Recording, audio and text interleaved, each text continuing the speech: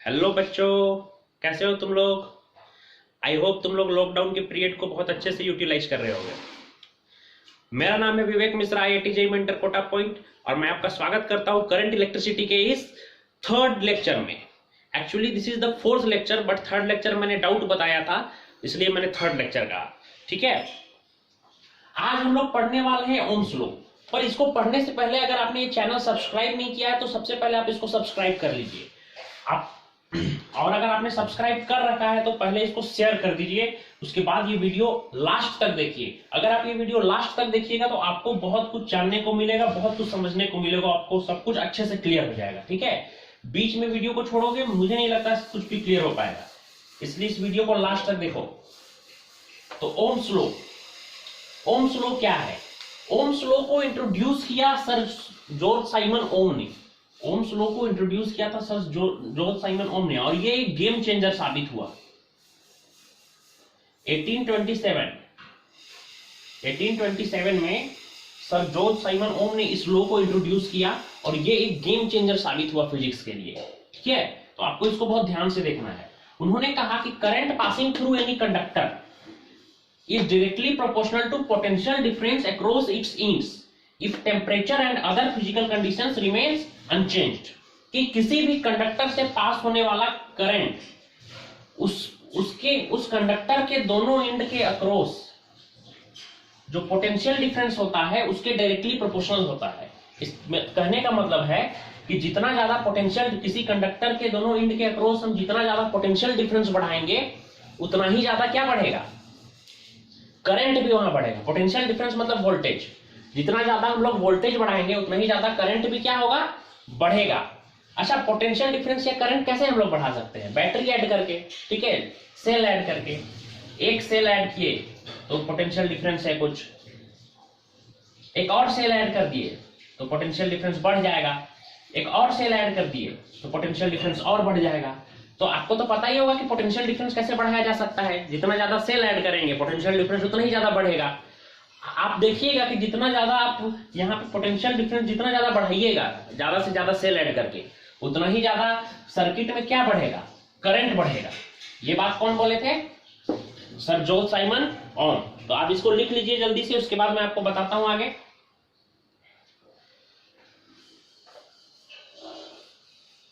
Okay, तो मैंने आपको बताया I प्रोपोर्शनल V, पर मैं आपको इसको रफली V प्रोपोर्शनल I लिख देता हूं। हालांकि मैं इसको बिल्कुल सही नहीं मानता हूं, ठीक है, पर आपको मुझे एज ए बुक पढ़ाना है इसलिए मैं आपको V प्रोपोर्शनल I बता दे रहा हूं। ध्यान से देखिए, जब भी प्रोपोर्शनलिटी का साइन हटता है और यहाँ पर इक्वल टू का साइन आ जाता है ना, तो एक यहाँ पर प्रोपोर्शनल इक्वल टू का साइन, मेरे को जब भी प्रोपोर्शनलिटी के साइन को हटाकर इक्वल टू का साइन लगाना होता है तो मेरे को एक प्रोपोर्शनलिटी कांस्टेंट की जरूरत पड़ती है। हाँ ना बोलो, पक्की बात? यहां पर भी कोई प्रोपोर्शनलिटी कांस्टेंट आएगा? बिल्कुल आएगा। यहां पर प्रोपोर्शनलिटी कांस्टेंट आता है R। ठीक है, ये R एक नया टर्म है आपके लिए। R क्या होता है? R होता है रेजिस्टेंस, है ना। ये R क्या होता है? रेजिस्टेंस होता है। अच्छा, ये रेजिस्टेंस क्या होता है भाई? ये तो एक नया चीज आ गया, है ना। ये प्रोपोर्शनलिटी कांस्टेंट जो R आया, रेजिस्टेंस, ये रेजिस्टेंस होता क्या है? तो एक्चुअली में रेजिस्टेंस जो होता है वो किसी भी कंडक्टर का प्रॉपर्टी होता है, जिसके कारण वो करंट को, जो करंट फ्लो कर रहा है उसको अपोज करता है। कंडक्टर से फ्लो होने वाले करंट को ये क्या करता है? अपोज करता है, उसी को बोलते हैं रेजिस्टेंस। रेजिस्टेंस किसी भी कंडक्टर का वो प्रॉपर्टी होता है जिसके कारण ये फ्लो ऑफ करंट को अपोज करता है, विरोध करता है, रोकता है, उसी को बोलते हैं रेजिस्टेंस। तो resistance is property of conductor. तो इसके बारे में हम लोग इन डिटेल पढ़ेंगे नेक्स्ट लेक्चर में, पर पहले आप बस इतना जान जाइए कि रेजिस्टेंस किसी भी कंडक्टर का एक प्रॉपर्टी होता है। ये चीज आपको आई होप समझ में आया होगा। जल्दी से लिखिए। ओके, फिर मैं इसे मिटा देता हूं। चलो, अब हम लोगों ने सोचा कि लेबोरेटरी में या फिर आप लोगों का अगर लैब होता होगा स्कूल में तो आप लोग ये एक्सपेरिमेंट जरूर करिएगा कि ओम्स लॉ को वेरीफाई किया जाए। Let's verify Ohm's law, verification. ठीक है, तो कैसे किया जाए भाई वेरिफिकेशन ऑफ ओम्स लॉ? बहुत सिंपल है। सबसे पहले क्या करेंगे, हम लोग एक सर्किट प्रिपेयर करेंगे। सर्किट में क्या क्या होगा, रजिस्टर, रजिस्टर मतलब कुछ भी डाल सकते हैं, बल्ब वल्ब कुछ भी, ताकि एक लोड रहे। वोल्टमीटर,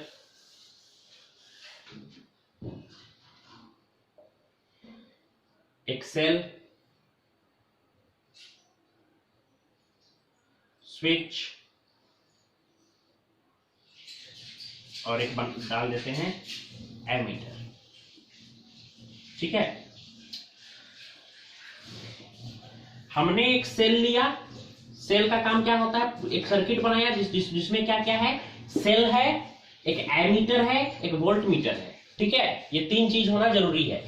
बताओ सेल का काम क्या होता है, पोटेंशियल डिफरेंस मेंटेन करना। अगर ये सेल मान लो 2 वोल्ट का है तो इस कंडक्टर के अक्रॉस पोटेंशियल डिफरेंस कितना होगा, 2 वोल्ट। समझ में आ रहा है ना। तो इसका काम होता है, सेल का काम होता है पोटेंशियल डिफरेंस मेंटेन करना। ठीक है, एमीटर का काम क्या होता है, एमीटर बताता है कि आखिर यहां से कितना करंट फ्लो हो रहा है। एमीटर मेजर करता है कि सर्किट से कितना करंट फ्लो हो रहा है। तो एमीटर क्या बताएगा आपको कि how much current is flowing through the circuit. ये है वोल्टमीटर। वोल्टमीटर का काम क्या होता है, वोल्टमीटर आपको बताता है कि सर्किट के इंड्स के अक्रॉस कितना पोटेंशियल डिफरेंस है। ठीक है, तो पोटेंशियल डिफरेंस बताने का काम कौन करता है, वोल्टमीटर का रीड बताता है। हम वोल्टमीटर का रीडिंग क्यों लेंगे, ये पता करने के लिए कि सर्किट के अक्रॉस कितना पोटेंशियल है। ठीक है, एमीटर का रीडिंग क्यों लेंगे, एमीटर का रीडिंग लेंगे ये पता करने के लिए कि कितना करंट फ्लो हो रहा है सर्किट से। ठीक है, और स्विच का काम तो आपको पता ही है क्या होता है। और सेल क्यों यूज करते हैं, सेल यूज करते हैं पोटेंशियल डिफरेंस मेंटेन करने के लिए। वोल्टमीटर का यूज करते हैं कितना पोटेंशियल डिफरेंस है उसको रीड करने के लिए, पढ़ने के लिए, उसका देखने के लिए कि आखिर कितना है पोटेंशियल डिफरेंस का वैल्यू, इसके अक्रॉस कितना वोल्टेज है। और सेल क्या करता है, पोटेंशियल डिफरेंस मेंटेन करता है। ठीक है, अगर हम नंबर ऑफ सेल्स को बढ़ाएंगे तो कंडक्टर के एंड्स के अक्रॉस पोटेंशियल डिफरेंस भी बढ़ेगा। ठीक है, तो पोटेंशियल डिफरेंस बढ़ाने के लिए नंबर ऑफ सेल्स को हम बढ़ा सकते हैं। तो सबसे पहले हमने क्या किया, एक सर्किट प्रिपेयर किया जिसमें वोल्टमीटर है, एमीटर है, सेल है और स्विच है। वोल्टमीटर का काम क्या रीड करना, वोल्टेज रीड करना। एमीटर का काम, अरे वोल्टेज और पोटेंशियल डिफरेंस एक ही बात है। एमीटर का काम क्या है, करंट रीड करना, है ना। सेल का काम क्या है, पोटेंशियल डिफरेंस मेंटेन करना। हमने ये पूरा एक बनाया सर्किट और फिर हमने एमीटर का रीडिंग लिया और वोल्टमीटर का रीडिंग लिया। ठीक है, तो सपोज हमने शुरू में देखा कि वोल्टमीटर 2 वोल्ट रीडिंग दिखा रहा है और वहीं पे एमीटर जो है वो कितनी रीडिंग बता रही है, 4 एम्पियर। ठीक है, तो अब हमने क्या किया कि चलो देखते हैं, एक और सेल बढ़ा दिया, एक और सेल बढ़ा दिया तो उससे क्या होना चाहिए, ऑफकोर्स जो पोटेंशियल डिफरेंस है, वोल्टेज है, वो बढ़ जाना चाहिए सर्किट में।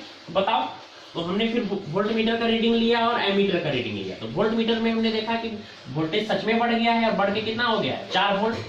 अब हम देख रहे हैं एमीटर का रीडिंग ले रहे हैं, हम देखते हैं कि ये क्या, एमीटर का भी रीडिंग बढ़ गया है, मतलब सर्किट में करंट भी बढ़ गया है। कितना बढ़ के कितना हो गया है, 8 एम्पियर। ठीक है, फिर हमने कहा अच्छा चलो देखते हैं एक बार और करके, फिर एक और जोड़ दिया। अब देखते हैं भाई साहब यहाँ पे इसका रीडिंग फिर से बढ़ गया है, वोल्टमीटर का रीडिंग। ऑफ कोर्स बढ़ना ही था क्योंकि हमने एक और सेल ऐड किया है, ये बढ़ के हो गया है 6 वोल्ट। पर ये क्या, एमीटर का भी रीडिंग बढ़ गया है। अब ये 8 एम्पियर से बढ़कर के कितना हो गया है, 12 एम्पियर। ठीक है, इस प्रोसेस को हमने फिर से दोहराया और एक और बैटरी कनेक्ट कर दिया, एक और सेल कनेक्ट कर दिया। ठीक है, एक और सेल कनेक्ट कर दिया तो अब देख रहे हैं ये कितना हो गया, 8 वोल्ट। और ये क्या, वोल्टमीटर का रीडिंग 8 वोल्ट और एमीटर का रीडिंग लिए तो फिर से करंट भी बढ़ा हुआ दिखा रहा है। कितना बढ़ गया, 16 एम्पियर। तो इस लॉ से प्रूव हो गया कि जैसे जैसे जैसे जैसे जैसे जैसे क्या बढ़ रहा है, करंट बढ़ रहा है, वोल्टेज बढ़ रहा है, वैसे वैसे क्या बढ़ रहा है, करंट भी बढ़ रहा है। और यही बात तो ओम भाई साहब ने कहा था, ओम भाई साहब ने यही बात तो कहा था कि जैसे जैसे वोल्टेज बढ़ाओगे वैसे वैसे करंट भी क्या करेगा, बढ़ेगा। Current is directly proportional to voltage या पोटेंशियल डिफरेंस, यही तो ओम ने कहा था।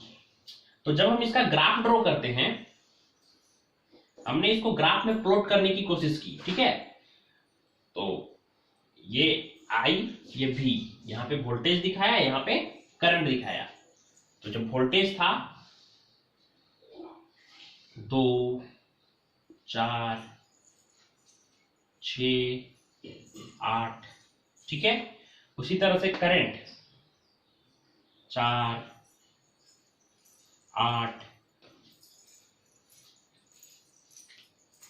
12, 16, 4, 8, 12, 16, ठीक है। अब हम इसका ग्राफ प्लॉट करते हैं। 4,2 पहला है 4, करंट में 4, यहाँ पे 2, ये 4, 2, यहाँ पर एक पॉइंट मिला। दूसरा पॉइंट 8,4, 8,4 यहाँ पर मिला। तीसरा पॉइंट 12,6 यहाँ पर मिला। अगला पॉइंट 16,8 यहाँ पे मिला। तो इन सब पॉइंट को जब हमने ऐसे मिला दिया तो हम देखते हैं कि हमको एक स्ट्रेट लाइन मिलता है जो कहां से पास हो रहा है, लगभग ओरिजिन से पास हो रहा है। याद करो ऐसे ग्राफ का क्या होता है, y is equal to mx, यही होता है ना, इसी टाइप का ग्राफ है ना ये। तो ये हमें कैसा ग्राफ मिला, ऐसा एक स्ट्रेट लाइन, ठीक है। ध्यान से देखो इसको, आपको समझ में आया हमने क्या किया। एक सबसे पहले मैं आपको बता देता हूं, एक एमीटर लिया, वोल्टमीटर लिया और सेल लिया, और वोल्टमीटर और एमीटर का रीडिंग लिया, ठीक है। वोल्टमीटर वोल्टेज बताता है, एमीटर करंट बताता है। फिर हमने नंबर ऑफ सेल्स को बढ़ाते हुए गए। जितना ज्यादा हम सेल बढ़ाए यानी उतना ही ज्यादा पोटेंशियल डिफरेंस बढ़ा। ऑफ कोर्स सेल का काम ही होता है पोटेंशियल डिफरेंस मेंटेन करना, तो जितना ज्यादा सेल कनेक्ट करेंगे पोटेंशियल डिफरेंस उतना ही ज्यादा बढ़ेगा। हमने देखा कि साथ ही साथ क्या बढ़ने लग गया, करंट भी बढ़ने लग गया, ठीक है। तो ध्यान से देखो आप इसको, आई होप आपको ये समझ में आया होगा, है ना। लिख ही लो।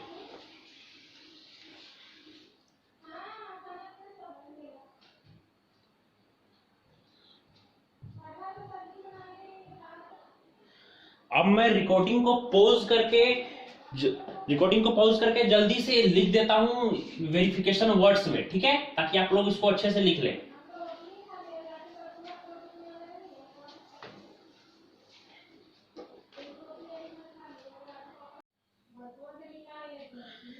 बच्चों आपका टाइम वेस्ट नहीं हो इसलिए मैंने वेरिफिकेशन को लिख लिया है, ठीक है। तो आपको एक बार देख लेना है क्या मैंने लिखा है। मैं आपको समझाता हूं कि a circuit is prepared containing a cell and ammeter, मैंने एमीटर का स्पेलिंग सही लिखा है, an ammeter, a voltmeter and a switch. उस सर्किट को हमने एक सर्किट बनाया जिसमें एक सेल है, एक एमीटर है, एक स्विच है, और क्या है, ऑब्वियसली मैं एक रफ बना दे रहा हूं, वैसे पहले मैंने बनाया था, आपको वो बनाना है, और एक वोल्टमीटर है, ठीक है। Reading of ammeter and voltmeter is taken, first point है कि reading of ammeter and voltmeter is taken. Ammeter और वोल्टमीटर की रीडिंग हमने ले ली, ठीक है। एमीटर क्या बताता है, कितना करंट फ्लो कर रहा है सर्किट में, और वोल्टमीटर क्या बता रहा है, कंडक्टर के अक्रॉस टोटल पोटेंशियल डिफरेंस कितना है, वोल्टेज कितना है। फिर सेकेंड ऑब्जर्वेशन क्या है, one more cell is connected and again reading of ammeter and voltmeter is taken. हमने एक और सेल कनेक्ट कर दिया और फिर से एमीटर और वोल्टमीटर की रीडिंग ले ली, ठीक है। This process is repeated few more times, इसी प्रोसेस को हमने कुछ और टाइम रिपीट किया, ठीक है। उसके बाद क्या किया, हमने ग्राफ प्लॉट किया V और I के बीच में, ठीक है। जो भी हमने वोल्टेज और करंट का जो भी ऑब्जर्वेशन लिया था, इससे पहले मैंने आपको बताया था कि V और I लिख करके हम लोग देख रहे थे कि जब 2 था तो ये 4 था, जब ये 4 था तो ये 8 था, ये जब 6 था तो ये 12 था ना। ये हम लोगों ने कुछ ऑब्जर्वेशन लिया था ना, तो इसी ऑब्जर्वेशन का यूज करके हमने ग्राफ प्लॉट कर दिया। अगर आप ध्यान से देखें तो इस ग्राफ से ये क्लियर है कि जैसे जैसे करंट वोल्टेज बढ़ रहा है वैसे वैसे करंट भी बढ़ रहा है। फ्रॉम दिस ग्राफ, आप लिखिएगा, from this graph it is crystal clear, इस ग्राफ से ये क्रिस्टल क्लियर है कि I प्रोपोर्शनल टू V, जैसे, या फिर V प्रोपोर्शनल I, यहां पर मैं लिखता हूं। जैसे जैसे करंट वोल्टेज बढ़ रहा है वैसे वैसे क्या बढ़ रहा है, करंट भी बढ़ रहा है। ठीक है, इस ग्राफ से ये क्रिस्टल क्लियर है। हमने देखा कि जैसे जैसे बढ़ रहा है, देखो जैसे जैसे करंट बढ़ रहा है, जैसे जैसे वोल्टेज बढ़ रहा है, वैसे वैसे करंट का वैल्यू भी बढ़ते चला जा रहा है। ठीक है, अब हमको एक यहाँ पे बहुत सुंदर सा ग्राफ मिला। आप लोग पहले इसको लिख लीजिए, फिर मैं इसका कुछ और इसको आगे इलस्ट्रेट करूंगा। इसका स्क्रीनशॉट ले लो, लिखो, ये बहुत इंपॉर्टेंट है, बहुत बार एग्जाम्स में पूछा जाता है। वेरिफिकेशन ऑफ फॉर्म्स लो।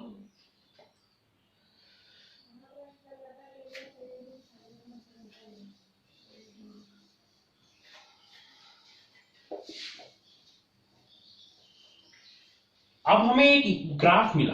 अब देखिए, आपने देखा होगा कि हमने V और I का यूज करके एक ग्राफ प्लॉट किया था ना। अभी वही ग्राफ को मैं यहाँ पे बना देता हूं।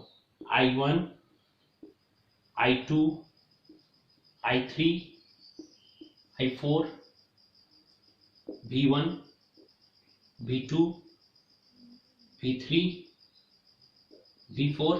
ठीक है, आप ध्यान से देखो, ये पॉइंट कितना है, ये एक्स एक्सिस के अलोंग हमने करंट को लिया है और वाई एक्सिस के अलोंग वोल्टेज को लिया है, तो ये पॉइंट हो जाएगा I1 V1। ये पॉइंट हो गया I1 V1। ये पॉइंट क्या हो जाएगा, x, y होता है तो क्या हो जाएगा I2 V2। ये पॉइंट क्या हो जाएगा I3 V3। ये पॉइंट क्या हो जाएगा I4 V4। इन सबको हमने मिला दिया तो हमें क्या मिला, एक स्ट्रेट लाइन मिला। ये स्ट्रेट लाइन है, ये जो ग्राफ है इसका कोई स्लोप भी तो होता होगा। इसका स्लोप आखिर क्या देता है हमें, तो ध्यान से देखिए, स्लोप का क्या फॉर्मूला होता है, स्लोप का क्या फॉर्मूला होता है, स्लोप मतलब ढलान, आपको पता होगा, जो एक्स एक्सिस से जो एंगल बनाता है, स्लोप को tan थीटा भी बोलते हैं। स्लोप का फॉर्मूला होता है y2 minus y1 upon x2 minus x1। ठीक है, 9th क्लास में आपने स्लोप पढ़ रखा होगा। ICSE 10th के बच्चों को मैथ में भी पढ़ना है, और 9th क्लास में ग्राफ बनाते हैं उसमें हम लोग स्लोप यूज करते हैं।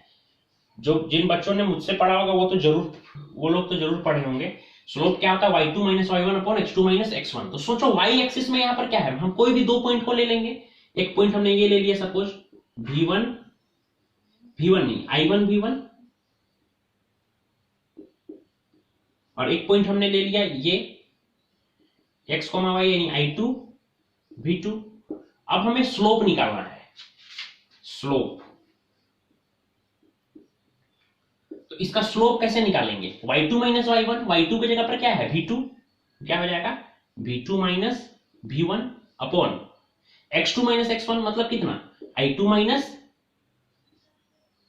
I1। ये बहुत इंपॉर्टेंट है, इसको बहुत ध्यान से देखिएगा। तो वोल्टेज में वोल्टेज घटाएंगे तो कुछ और नहीं आएगा, वोल्टेज ही आएगा ना। सोच ना, 5 लीटर पानी में तूने 1 लीटर पानी निकाल लिया तो 4 लीटर पानी ही बचेगा ना। ऐसा तो नहीं है कि 2 kg आलू बचेगा। ठीक है, तो वोल्टेज में वोल्टेज घटाएंगे तो कोई एक वोल्टेज आएगा, उसी तरह करंट में करंट घटाएंगे तो कोई एक करंट आएगा। याद करो, मैंने आपको बताया है V इज इक्वल टू क्या होता है IR, तो R इज इक्वल टू क्या हो जाएगा V बाई I। मैंने नहीं बताया है, ओम स्लो में ये बताया था मैंने अभी थोड़ी देर पहले, ओम भाई साहब ने बताया है V is equal to IR, तो R is equal to V by I। तो सोचो ये V बाई I यहां पर भी एक्सप्रेशन मिल रहा है, ये एक्सप्रेशन किसका है, स्लोप का। तो ये किसके बराबर होता है, R यानी रेजिस्टेंस के बराबर। तो हम ऐसा कह सकते हैं कि ये जो ग्राफ होता है I वर्सेस V या फिर V वर्सेस I, ये जो V वर्सेस I ग्राफ होता है, V वर्सेस I ग्राफ का जो स्लोप होता है, ये स्लोप हमें क्या देता है, क्या बताता है हमें, ये स्लोप रेजिस्टेंस। ये स्लोप हमें बताता है कि आखिर कितना रेजिस्टेंस है, ठीक है, सर्किट में। तो इसको नोट करिएगा, इससे जुड़े कुछ बहुत इंपॉर्टेंट न्यूमेरिकल्स हम नेक्स्ट क्लास में करेंगे। इसमें बहुत सारे न्यूमेरिकल्स पूछे जाते हैं, आप इसको बहुत ध्यान से पढ़िएगा। जो भी समझ में नहीं आएगा आप कमेंट करके पूछ सकते हैं। Okay, all the very best.